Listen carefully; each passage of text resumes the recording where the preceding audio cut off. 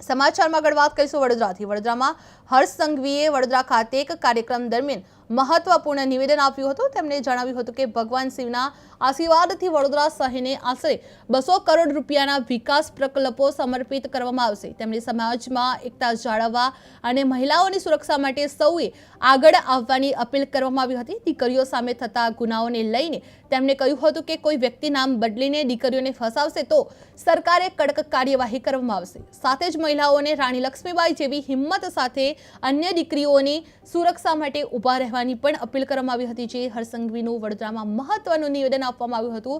શહેરને 200 કરોડના વિકાસ પ્રકલ્પો આપવામાં આવી રહ્યા છે, જે દીકરીઓની સુરક્ષા માટે કડક સંદેશો પાઠવવામાં આવ્યા હતા। નામ બદલી ફસાવનારા સામે કડક કાર્યવાહી હાથ ધરવામાં આવશે। મહિલાઓને રાણી લક્ષ્મીબાઈ બનવાની અપીલ કરવામાં આવી હતી।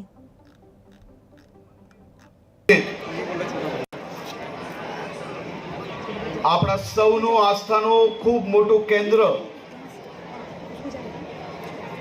એવું આ રામેશ્વર મહાદેવ મંદિરના પ્રાંગણમાં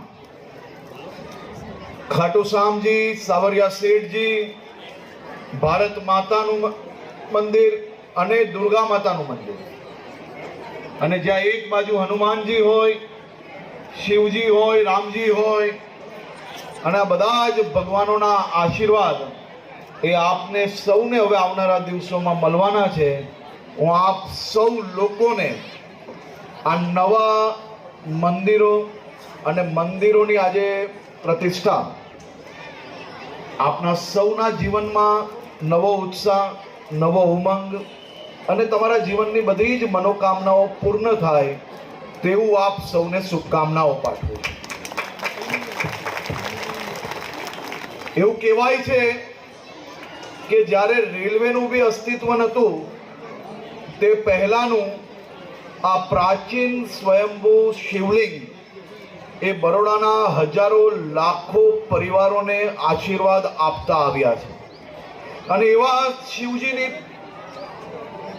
આપને સૌને કદાચ મારી તમારી પેઢીને તો અહીંયા દર્શન કરવાનો અવસર મળતો જ હશે, પરંતુ પેઢીઓ પહેલાથી વડોદરાના નગરજનોને આ મંદિરે, આ સ્થળે આશીર્વાદ આપ્યા છે અને આપણા સૌનું ખૂબ મોટું આસ્થાનું કેન્દ્ર બી રહ્યું છે।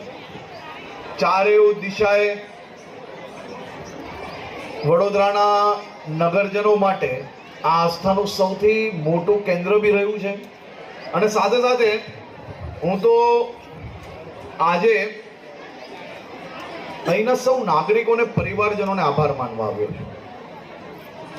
આજ શિવલિંગની, આજ મંદિરના જીર્ણોદ્ધાર માટે આજુબાજુની કોલોનીમાં તમામ પરિવારોએ ભેગા થઈને દર મહિને 1 રૂપિયો પોતાના પરિવારમાંથી આપીને આ મંદિરની જીર્ણોદ્ધાર માટેની વ્યવસ્થાઓ કરવામાં આવી। કોઈ એક દાતા રૂપિયા આપે ને એનાથી હજારો લાખો